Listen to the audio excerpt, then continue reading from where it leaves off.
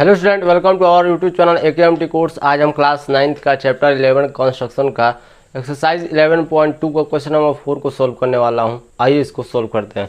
जो question number 4 है, बोल रहा है construct a triangle XYZ in which angle Y is equal to 30 degree, angle Z is equal to 90 degree and XY plus YZ plus ZX is equal to 11 centimetre. ठीक, तो कहने का मतलब ये है कि हमको एक ट्रायंगल बनाना है XYZ जिसमें जो एंगल Y का वैल्यू है वो 30 डिग्री है, एंगल Z का वैल्यू 90 डिग्री रहेगा। ठीक, और उस ट्रायंगल का तीनों साइड का सम, ठीक है ना, 11 सेंटीमीटर रहेगा। ठीक, ऐसा हमको एक ट्रायंगल बनाना है। आइए इसको बनाते हैं। सबसे पहले आपको एक PQ लाइन सेगमेंट खींचना है जिसका लेंथ 11 सेंटीमीटर हो। ठीक, and draw a line segment PQ, जैसे यहाँ पास मैं खींच रहा हूँ, जिसका लेंथ 11 सेंटीमीटर हो। ठीक, इसका लेंथ 11 सेंटीमीटर। ठीक, यहाँ पास मैं लिख देता हूँ PQ का जो लंबाई है वो 11 सेंटीमीटर। ठीक, उसके बाद अब देखिए हमको ट्रायंगल बनाना है XYZ। ठीक, अब यहाँ पास ना ही कहीं X पॉइंट आया, ना ही कहीं Y, ना ही कहीं Z। ठीक, मतलब हमने एक क्या लिया है, PQ लाइन सेगमेंट लिया है। ठीक, देखिए अब यहाँ पास एंगल Y का जो वैल्यू है वो 30 डिग्री दिया है और एंगल Z का वैल्यू 90 डिग्री। ठीक, तो हम क्या करेंगे, इन दोनों एंगल को बेस पर लेंगे। मतलब ट्रायंगल का जो बेस होता है, ठीक है ना, जैसे जो X है वो टॉप में रहेगा और जो YZ है उस ट्रायंगल का बेस रहेगा। इस हिसाब से हम ट्रायंगल बनाएंगे। ठीक, जिसमें से जो एंगल Z रहेगा वो 90 डिग्री रहेगा और एंगल Y 30 डिग्री रहेगा। ठीक, तो देखिए सबसे पहले एंगल मतलब इस P पॉइंट के पास 15 डिग्री का एंगल बनाएंगे और Q पॉइंट के पास, ठीक है ना, हम 45 डिग्री का एंगल बनाएंगे। क्यों बनाएंगे ये मैं बनाने के बाद बताऊंगा। ठीक, तो आइए यहाँ 15 डिग्री और यहाँ पास 45 डिग्री बनाते हैं। मैं प्रोटेक्टर से बना रहा हूँ, आप चाहे तो राउंडर से बना सकते हैं।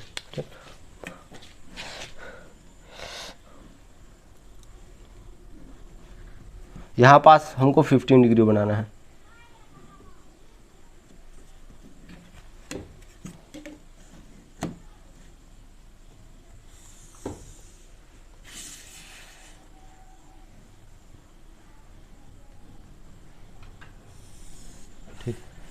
यहाँ पास Y दे रहा है। ठीक, यानी एंगल QPY जो है वो 15 डिग्री का है, 15 डिग्री। ठीक, और यहाँ पास 45 डिग्री बनाना है।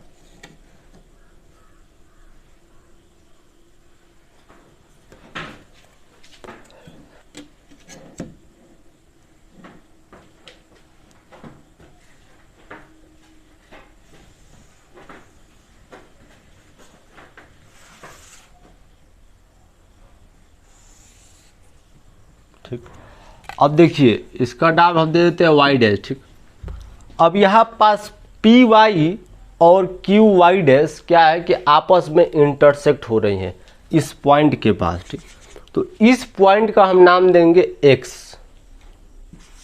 ठीक, अब देखिए XYZ, ठीक है ना, जो ट्रायंगल XYZ है उसमें हमको X पॉइंट मिल गया और YZ पॉइंट हमको चाहिए। ठीक है ना, मैं देखिए प्रूव करूंगा कि एंगल Y 30 डिग्री का है और एंगल Z 90 डिग्री का। ये मैं प्रूव करके आपको बताऊंगा। ठीक, अब देखिए अब क्या करेंगे। अब आप सोच रहे हो कि मैं यहाँ पास 15 डिग्री और यहाँ पास 45 डिग्री क्यों बनाए। अब 45 डिग्री और 15 डिग्री इसलिए बनाया ताकि हमको दो क्या है कि लाइन मिले, ठीक है ना, और वो दोनों लाइन आपस में इंटरसेक्ट करे किसी पॉइंट के पास। उस पॉइंट का नाम मैं X दे सकूँ। ठीक, उसके बाद जब मैं PX को बाइसेक्ट करूँगा तो 30 डिग्री हमको मिलेगा एंगल Y। ठीक है ना, मतलब एंगल Y का जो वैल्यू है वो 30 डिग्री मिलेगा। उसके बाद जब मैं QX को बाइसेक्ट करूँगा तो वो जो लाइन परपेंडिकुलर बाइसेक्टर लाइन इस बेस को मतलब PQ को जब इंटरसेक्ट करेगी तो यहाँ पर जो पॉइंट मिलेगा उस पॉइंट का नाम मैं Z दूंगा और वहाँ पास जो एंगल बनेगा वो 90 डिग्री का रहेगा। ठीक, इसीलिए मैंने यहाँ पास 15 लिया, यहाँ पास 45 लिया। अब देखिए मैं उसको करता हूँ, मतलब बाइसेक्ट करने के बाद इसको एंगल प्रूव करता हूँ। आइए, तो देखिए बाइसेक्ट करने के लिए आपको डिवाइडर की जरूरत पड़ेगी।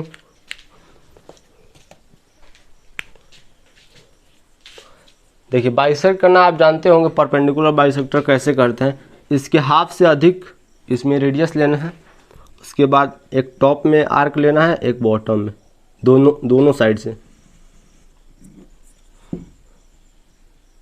थोड़ा बहुत जो हमारा डिवाइडर है हिल सकता है तो उसको इग्नोर कीजिएगा, क्योंकि एक्यूरेट परपेंडिकुलर बाइसेक्टर इस डिवाइडर से नहीं हो सकता, फिर भी हम कोशिश करेंगे।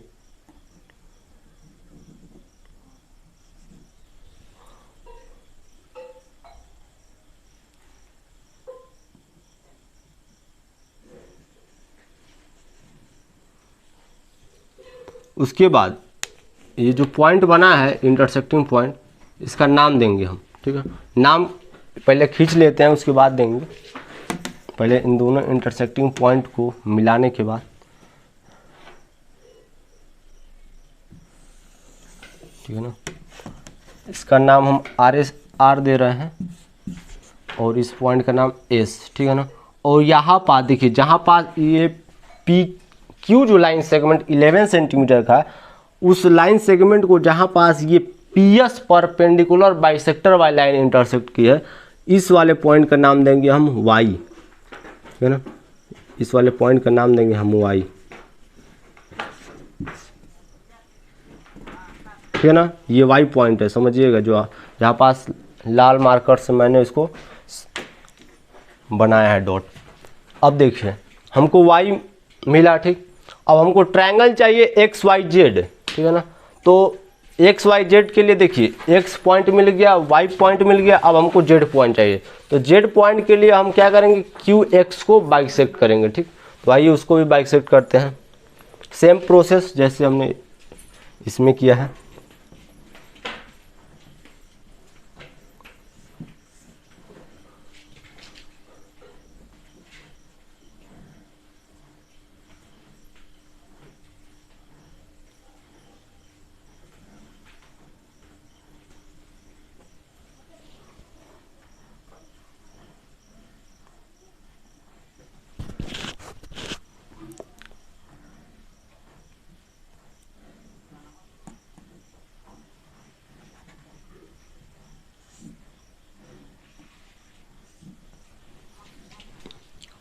अब देखिए मैं आपको एक चीज़ बता देता हूँ, ये जो डिवाइडर है, ठीक है ना, वो हिल जा रहा है। प्लस देखिए जब मैंने एंगल बनाया था बोर्ड पे, जैसे यहाँ पास 45 डिग्री और यहाँ पास 15 डिग्री, ठीक है ना।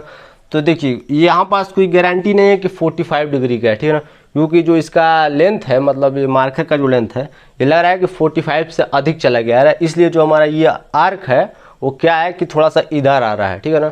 मतलब ये 47 के अप्रोक्स चला गया है, ठीक है ना, क्योंकि जो इसका मोटाई है वो लगभग 1-2 डिग्री ले रहा है, ठीक। और इस बेस वाले के भी 1-2 डिग्री ले रहा है, इसलिए, ठीक। तो मैं क्या करूँगा, ये जो आर्क इधर आया मैं थोड़ा सा इधर करूँगा, ठीक है ना, ताकि हमारा जो आर्क है वो मेंटेन हो जाए। बस ऐसे आर्क आएगा हमारा, और कुछ ज़्यादा नहीं आएगा, ठीक है ना। जो आर्क यहाँ पास आया था वो इधर आ जाएगा, जब आप कॉपी पेन में बनाएंगे तो अच्छे से आएगा, ठीक। उसके बाद ये दोनों को हम मिला देंगे और इस पॉइंट का नाम देंगे हम सी डी। इसका सी लाइन खींच लेता हूँ, उसके बाद देता हूँ।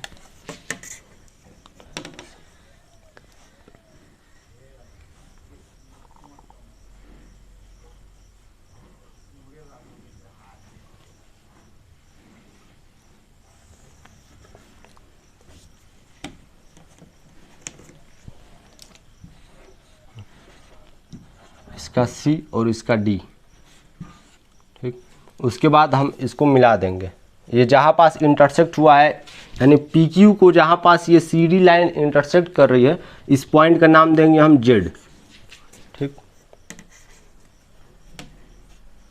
उसके बाद हम मिला देंगे,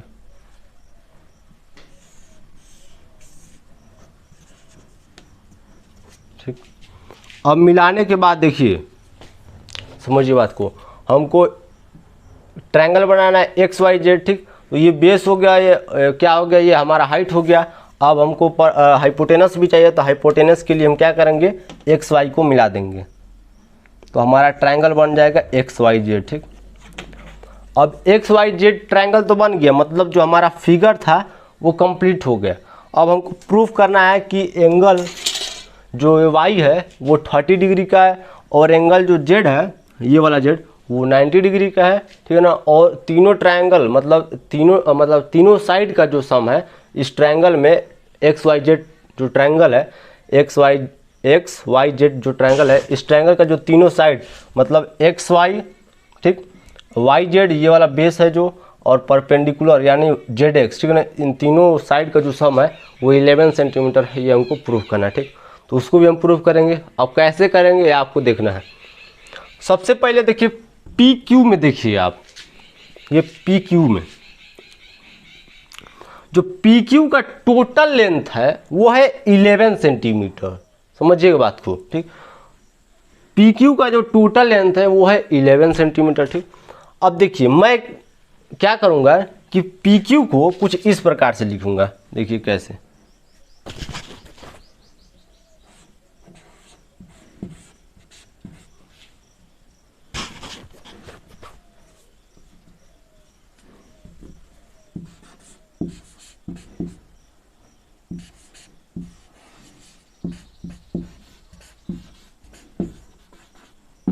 अब देखिए मैं इसको समझाता हूँ, इसलिए अरे इसको किस उद्देश्य से मैंने लिखा है। ठीक है, देखिए पी क्यू का जो टोटल लेंथ है वो है 11 सेंटीमीटर। ठीक, अब पी क्यू में टोटल 3 पार्ट बन रहा है वाई पॉइंट और जेड पॉइंट की वजह से। ठीक है ना, देखिए जब वाई पॉइंट आया तो एक पार्ट बना पी वाई, यहाँ पास आप देख सकते हैं। ठीक, उसके बाद जब जेड पॉइंट आया तो एक पार्ट बना हमारा वाई जेड। ठीक, अभी वैसे ही हमारा एक पॉइंट बन गया जेड क्यू। ठीक है ना, तो देखिए ये वाला पार्ट और ये वाला पार्ट को जब हम ऐड करेंगे तो टोटल क्या बनेगा, पार्ट पी क्यू बनेगा। ठीक, और आर एच एस तो मतलब जो इसका टोटल लेंथ है वो तो 11 सेंटीमीटर पहले से है। ठीक, मतलब मैं क्या किया हूँ, इस पी क्यू का जो तीनों पार्ट है उसको सेपरेट करके सम कर रहा हूँ।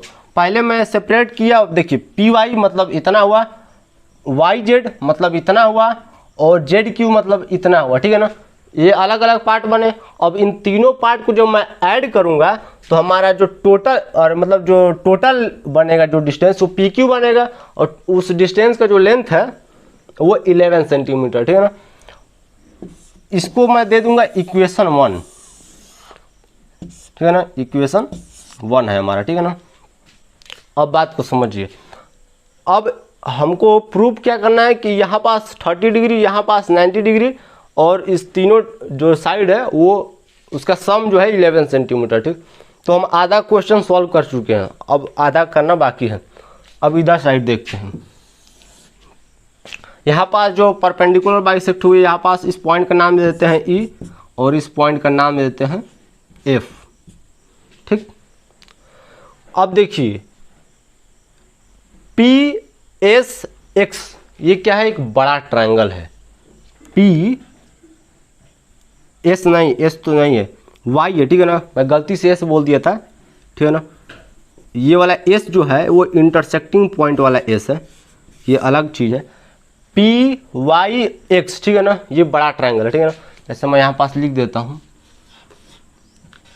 इन नहीं, सबसे पहले आपको दिखाने के लिए लिख देता हूँ ट्रायंगल पी वाई और जो हमारा एक्स है। ठीक है, ये क्या है, बड़ा ट्रायंगल है पी वाई एक्स, ये क्या है, एक बड़ा ट्रायंगल है। ठीक, अब इस ट्रायंगल में आप देखेंगे ध्यान से तो आपको 2 ट्रायंगल मिलेगा। ठीक है ना, पहला ट्रायंगल मिलेगा, ये वाला ट्रायंगल नहीं लिखना है। ठीक है ना, ट्रायंगल पी वाई एक्स आपको लिखना है क्या है, in triangle P E Y P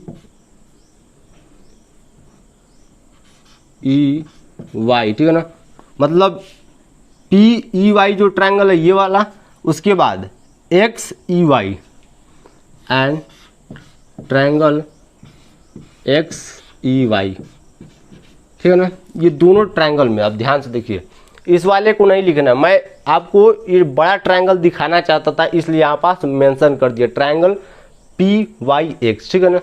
आपको ये दोनों ट्रायंगल में देखना है, PEY XEY, ये दोनों ट्रायंगल, ठीक है। अब देखिए सबसे पहले ध्यान दीजिएगा, जो हमारा EY है, EY वो क्या है, कॉमन है इन दोनों ट्रायंगल में, ठीक है ना। मतलब EY जो साइड है, EY जो साइड है वो क्या है, कॉमन है ना, कॉमन, ठीक। उसके बाद यहाँ पर जो एंगल बन रहा है दोनों ट्रायंगल में वो क्या है, 90 डिग्री का है। अब 90 डिग्री कैसे हुआ, देखिए समझिए बात को। जो हमारा RS है, ये वाला S जो जैसे यहाँ पास इंटरसेक्ट हुआ था वैसे नीचे भी इंटरसेक्ट हुआ था, उस पॉइंट का नाम S था, ठीक। तो RS क्या है, हमारा परपेंडिकुलर बाइसेक्टर वाली लाइन है, ठीक। अब कोई भी परपेंडिकुलर बाइसेक्टर वाली लाइन किसी लाइन सेगमेंट को बाइसेक्ट करती है तो दो इक्वल पार्ट में बाइसेक्ट करती है, ठीक। तो देखिए यहाँ पास PE जितना होगा उतना XE होगा, ठीक। ये पहला उसका मतलब विशेषता होती है। और दूसरा जो विशेषता होता है परपेंडिकुलर बाइसेक्टर, मतलब वहाँ पास जो एंगल बनाएगी वो 90 डिग्री का बनाएगी, ठीक है ना। मतलब इस ट्रायंगल का एंगल E और उस ट्रायंगल का एंगल E, ये दोनों एंगल क्या होंगे, 90 डिग्री के होंगे, ठीक है ना। ये 90, ये 90 डिग्री, ठीक। तो पहला क्या इक्वल हुआ, EY कॉमन, और दूसरा उस दोनों ट्रायंगल के क्या है, 90 डिग्री, मतलब एंगल इक्वल हो गए। अब तीसरा देखिए, जितना आपका PE होगा उतना आपका XE होगा। ये मैंने जस्ट 1 मिनट पहले आपको बताया था कि कोई भी परपेंडिकुलर बाइसेक्टर वाली लाइन किसी लाइन सेगमेंट को बाइसेक्ट करती है या कोई लाइन सेगमेंट बाइसेक्ट होता है तो वो दो इक्वल पार्ट में मतलब बाइसेक्ट होता है, ठीक। तो जितना आपका PE होगा उतना आपका XE होगा, ठीक। तो आपको मिला क्या, एक साइड इक्वल मिला, एक एंगल इक्वल मिला, फिर एक साइड इक्वल मिला उस ट्रायंगल के कॉरस्पॉन्डिंग में, ठीक है ना। तो यहाँ पास मैं लिख सकता हूँ बाई साइड एंगल साइड, ठीक है ना। जैसे EY क्या है, साइड ही है ना इन दोनों ट्रायंगल का, एंगल ही मतलब ये एंगल है, ठीक। तो ये एंगल भी मिला। अब PE और XE क्या है, साइड ही है ना, तो बाई साइड एंगल साइड, ये जो दोनों ट्रायंगल है ये क्या हो गए, कॉन्ग्रुएंट हो गए। ट्रायंगल PEY congruent to triangle XEY, ठीक। जब कॉन्ग्रुएंट हो गए तो देखिए उसका जो कॉरस्पॉन्डिंग एंगल है वो भी इक्वल होगा। मतलब एंगल P 15 डिग्री है तो एंगल जो यहाँ पास बनेगा X वो भी बनेगा 15 डिग्री का, ठीक है ना। समझ रहे हैं आप बात को, यहाँ पास 15 डिग्री का है मतलब एंगल YPE, ठीक है ना, 15 डिग्री का है तो एंगल YXE भी 15 डिग्री का होगा बाई CPCT, ठीक। तो यहाँ पास मैं लिखूंगा नहीं, मैं यहाँ पास मेंशन कर दिया कि ये 15 है तो ये भी 15 होगा, ठीक है ना। अब देखिए, अब आपको मैं ट्रायंगल की एक विशेषता बताता हूँ। कोई ट्रायंगल है, ठीक है ना, जैसे यहाँ पास बड़ा ट्रायंगल है, मैं मेंशन इसलिए किया था क्योंकि इसका भी जरूरत है, ठीक है ना। आपको कॉपी में नहीं लिखना है लेकिन मैं आपको बताने के लिए कि देखिए बड़ा ट्रायंगल देखिए PYX में, ठीक है ना, दो एंगल P और एंगल X, मतलब क्या है, इसके इस वाले के, ठीक है ना, एंगल Y मतलब जो एक्सटीरियर है, मतलब समझिए यहाँ पर मैं एक्सटीरियर एंगल अप्लाई कर रहा हूँ, ठीक है ना। जो एक्सटीरियर एंगल की जो विशेषता होती है वो ये होती है कि एक्सटीरियर एंगल का, ठीक है ना, जो अपोजिट एंगल है उसको छोड़कर, ठीक है ना, बाकी के जो बचे हुए एंगल होते हैं उनका जो सम होता है वो सम के इक्वल होता है एक्सटीरियर एंगल, ठीक है ना। मतलब समझिए एक तरफ से ये मिटा दीजिए आप, इसका आप काम खत्म हो गया, ठीक है ना। अब बचा क्या हमारा काम, इसका भी काम खत्म हो गया, ठीक है ना, इसका भी काम खत्म। अब ट्रायंगल PYX में देखिए ये वाला एंगल कितना है 15 का, ये वाला एंगल 15 डिग्री का, ठीक है ना। अब यहाँ पास देखेंगे तो जो हमारा PY वाला लाइन है वो क्या रहा है कि और अधिक जा रहा है, मतलब एक्सटेंड हो रहा है, ठीक है ना। और एक्सटेंड होके ये ट्रायंगल के, ठीक है ना, ठीक है ना, एक साइड मतलब जो हमारा PY एक्सटेंड हो रहा है मतलब एक साइड पर टिका हुआ एंगल है, ठीक है ना। और ये क्या है कि इस ट्रायंगल के बाहर एंगल बन रहा है, ठीक है, इसलिए बोलते हैं इसको एक्सटीरियर एंगल, ठीक है ना। तो एक्सटीरियर एंगल वो एंगल होता है, ठीक है ना, जिसका सम मतलब जो इक्वल होता है वो इसके इंटीरियर एंगल के सम के इक्वल होता है, ठीक है ना। और इस एंगल को छोड़कर, ठीक है ना, ये वाले एंगल को छोड़ देना है और बाकी के दो बचे हुए इंटीरियर एंगल होते हैं वो इंटीरियर एंगल के सम के इक्वल होता है, ठीक है ना। तो ये 15 डिग्री, ये 15 डिग्री, ठीक है ना। तो इन दोनों को जब ऐड करेंगे तो उन दोनों का जब ऐड करेंगे तो दोनों का ऐड का वैल्यू जो होगा उसके, ठीक है ना, वैल्यू के इक्वल होगा, ठीक है ना। तो एंगल वाई का वैल्यू कितना होगा, 15 + 15 30 डिग्री होगा। मैं यही बताना चाहता था, ठीक है ना, 15 + 15 30 डिग्री। अगर आप नहीं जानते एक्सटीरियर एंगल थ्योरम तो आप पढ़ लीजिएगा या कहीं सर्च करके देख लीजिएगा। वही होता है, देखिए एक्सटीरियर एंगल में क्या होता है कि उसके जो अपोजिट वाला, मतलब इसको बगल में जो एंगल होता है उसको छोड़ दीजिए, बाकी के जो इंटीरियर एंगल बचे होते हैं मतलब अंदर इस ट्रायंगल के, उसको सम कीजिए, उसके जो सम का इक्वल होगा वो आ जाएगा, मतलब एंगल वाई का वैल्यू होगा। ये मैं कहना चाहता हूँ, ठीक। मतलब एक क्राइटेरिया हमने पूरा कर दिया, एंगल जो वाई है वो कितना का है, 30 डिग्री का। अब एंगल जेड को हमको 90 डिग्री लाना है, ठीक। सेम प्रोसेस एकदम सिमिलरली, यहाँ पास मैं लिखूंगा सिमिलरली, जैसे आप ये वाले बड़े ट्रायंगल में फोकस किए थे, बड़ा ट्रायंगल क्या था, पी वाई एक्स, ठीक है ना। वैसे देखिए ये बड़ा ट्रायंगल में आप फोकस कीजिए, क्यू जेड एक्स। सिमिलरली जो हमारा ट्रायंगल, यहाँ पास मैं नहीं लिखूंगा, मैं यहीं पास आपको मेंशन कर देता हूँ, क्यू जेड एक्स, ठीक है ना। अब क्यू जेड एक्स में दो ट्रायंगल मिले आपको। पहला ट्रायंगल क्या मिला, पहला ट्रायंगल आपको मिला क्यू एफ जेड, ठीक है ना। और दूसरा ट्रायंगल मिला एक्स एफ जेड,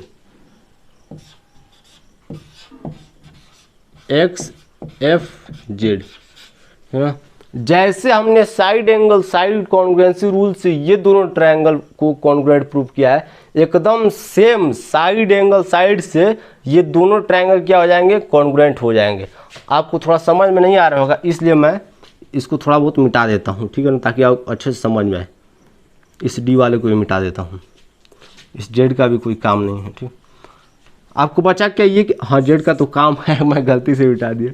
और देखिए क्यू एफ जेड, ये एक ट्रायंगल बना, ठीक है ना, क्यू एफ जेड, और दूसरा ट्रायंगल बना एक्स एफ जेड, ये दोनों ट्रायंगल बना। अब देखिए जेड एफ क्या है, इन दोनों ट्रायंगल में कॉमन है, ठीक। पहला एक साइड मिला हमको, उसके बाद यहाँ पास परपेंडिकुलर बाइसेक्टर है तो यहाँ पास 90-90 बनेगा, ठीक, एंगल मिला हमको।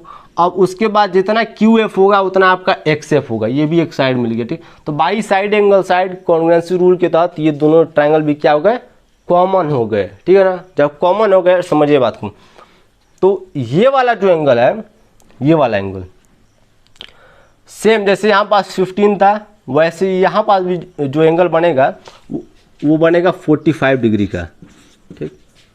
अब इसको भी मिटाए तो इसका भी कोई काम नहीं है, ठीक। अब 45 डिग्री का बना, मतलब सीपीसीटी से, ठीक है ना। मैं सीपीसीटी से कहना चाहता हूँ कि जितना एंगल क्यू होगा उतना एंगल एक्स होगा, ठीक है ना, यहाँ पास, ठीक है ना। अब देखिए अब सेम प्रोसेस जैसे एक्सटीरियर एंगल अप्लाई किए थे वैसे यहाँ पास भी होगा, ठीक। तो जैसे यहाँ पास 15 + 15 30 हुआ था, वैसे यहाँ पास 45 + 45 90 हो जाएगा, ठीक है ना। तो यहाँ पास जो एंगल जेड होगा वो कितना का रहेगा, 90 डिग्री का रहेगा, ठीक, 90 डिग्री का रहेगा। अब देखिए 90 डिग्री का हो गया, मतलब जो दूसरा क्राइटेरिया है वो भी हमने कंप्लीट कर दिया, ठीक। कुल मिलाकर मैं यहाँ पर क्या कर रहा हूँ कि एक्सटीरियर एंगल थ्योरम को अप्लाई कर रहा हूँ, ठीक है ना। एक्सटीरियर एंगल थ्योरम अगर आप नहीं जानते तो वही है कि दो इंटीरियर एंगल का जो सम होता है वो एक्सटीरियर एंगल के इक्वल होता है, ठीक। अब देखिए एंगल वाई 30 डिग्री होगा, एंगल जेड 30 डिग्री हो गया, ठीक। अब हमको प्रूव करना है ये तीनों साइड का जो सम है वो 11 सेंटीमीटर, ठीक। बहुत आसान है। देखिए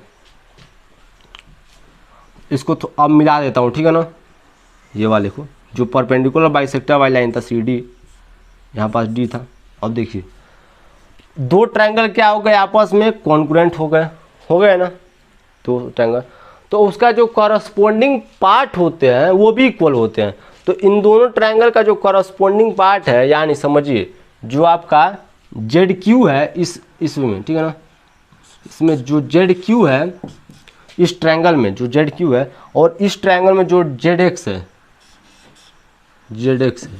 वो क्या हो जाएंगे, इक्वल हो जाएंगे। रीजन में आप डाल दीजिएगा CPCT, ठीक, सेम, ठीक है ना। इस ट्रायंगल की बात कर रहा था मैं, इस वाले ट्रायंगल में ये आया, ठीक। अब देखिए, अब ऊपर वाले जो ट्रायंगल था, मतलब यहाँ पास, इसको भी आप मिला दीजिए, ऐसे था, ठीक है ना।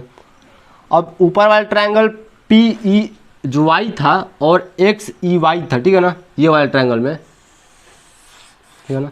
जो हमारा, समझिए बात को, देखिए जैसे इसमें इक्वल किया था हमने, जो हमारा ZQ है और जो हमारा ZX है, ठीक है ना, वो इक्वल हुआ है CPCT से, वैसे ही इसमें, ठीक है ना, जो हमारा PY है वो PY और XY, ठीक है ना, समझिए, ये इस ट्रायंगल का बेस है, बेस नहीं है, ये इस ट्रायंगल का हाइपोटेनस है, ठीक है ना, और ये इस ट्रायंगल का हाइपोटेनस है। तो हाइपोटेनस मतलब कोरस्पोंडिंग साइड हुए, तो यहाँ पास मैं कह सकता हूँ कि PY is equal to XY by CPCT, यहाँ पास CPCT लिख लीजिएगा। जो हमारा PY है, PY वो इक्वल हो गया XY से, XY, ठीक। इसको इक्वेशन 2 दे दीजिए, इसको इक्वेशन 3 दे दीजिए, ठीक है ना। अब देखिए, ये वाले ट्रायंगल की मैं लिखा हूँ ना, ये PEY जो ट्रायंगल कॉन्ग्रुएंट है XEY ट्रायंगल के साथ, उस ट्रायंगल में मैं CPCT लगाया हूँ और PY और XY को इक्वल किया हूँ, ठीक। अब देखिए, हमको प्रूव क्या करना है कि ये ट्रायंगल का जो तीनों साइड का सम है वो 11 सेंटीमीटर का हो, ठीक। तो ऑलमोस्ट जो हमारा जो क्वेश्चन है वो कंप्लीट हो चुका है। देखिए कैसे, इक्वेशन 2 को देखिए, इक्वेशन 2 में जो जेड क्यू है वो किसके साथ इक्वल है, ZX के साथ, ठीक है ना। यहाँ पास देखिए, इक्वेशन 1 में देखिए, इसको मैं मार्कर चेंज कर देता हूँ। PY इक्वेशन 3 में है और जो ZQ है वो, मतलब ये ZQ है वो इक्वेशन 2 में है, ठीक है ना। ये आपको ध्यान रखना। पहला चाहिए हमको क्या, XY चाहिए, हमको यहाँ पास मिला क्या है, PY। तो मैं क्या करूँगा, इस PY को XY में कन्वर्ट करूँगा। कन्वर्ट कैसे होगा, इक्वेशन 3 की मदद से। तो मैं यहाँ पास लिखूँगा फ्रॉम इक्वेशन 3 जो हमारा PY है वो XY के साथ इक्वल है, ठीक है ना। इसलिए मैं यहाँ पास जो हमारा PY है उसकी जगह पर मैं XY लिख रहा हूँ, ठीक है ना। समझिए बात को, मैं इक्वेशन 3 का जो वैल्यू है, ठीक है ना, मतलब PY का जो वैल्यू XY है उसको मैं इक्वेशन 1 में पुट कर रहा हूँ, ये मैं कहना चाहता हूँ, ठीक। तो PY के जवाब पे क्या हो जाएगा, XY। रीजन में आप डाल दीजिएगा, इक्वेशन 3 में ये क्या है, इक्वल है। YZ सेम लिखना है क्योंकि YZ को रिप्लेस नहीं करना है। अब देखिए, ZQ को हमको रिप्लेस करके क्या लाना है, ZX लाना है, ठीक। तो इक्वेशन 2 में ये दोनों क्या है, इक्वल है, ठीक।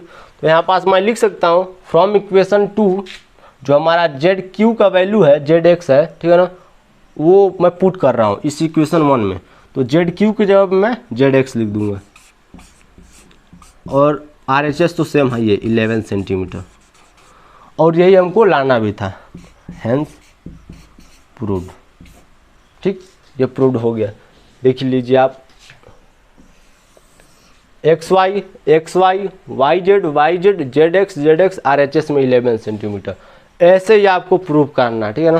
क्योंकि यहाँ पास हमको एक ट्रायंगल बनाने को दिया था, बस आप ट्रायंगल बनाइए फिगर को। मैं चाहता तो फिगर बना के हट सकता था, लेकिन जब तक उसको प्रूफ नहीं करेंगे कि वो जो एंगल Y है वो 30 डिग्री का है, एंगल Z 90 डिग्री का है और उस ट्रायंगल का जो सम है वो 11 सेंटीमीटर है, तब तक मज़ा नहीं आएगा, मतलब क्वेश्चन आपको समझ में नहीं आएगा, ठीक है ना। फिगर बना देने से थोड़ी क्वेश्चन सॉल्व हो जाता है। तो ऐसे फिगर बनाना है, देखिए इसमें बहुत ताम झाम हुआ है, मतलब जब आप कॉपी में बनाएंगे ना, जब अच्छा बड़ा फिगर बनाएंगे, ठीक है ना, कॉपी में, तो आपका एक्यूरेट वैल्यू आएगा, ठीक है ना। इसमें 1-2 डिग्री हिल जाता है, इसलिए थोड़ा सा उसको इग्नोर कीजिएगा, जहाँ गलती है उसको क्षमा कीजिएगा, ठीक। तो ऐसे आपको बनाना है। एंगल वाई 30 डिग्री का है, एंगल जेड 90 डिग्री का है और ये तीनों ट्रायंगल का सम 11 सेंटीमीटर का है। ठीक, ऐसे आपको करना है। अगर वीडियो अच्छा लगे तो हमारा चैनल AKMT कोर्स को सब्सक्राइब कीजिए, लाइक कीजिए, कमेंट कीजिए, शेयर कीजिए। जय हिंद, जय भारत।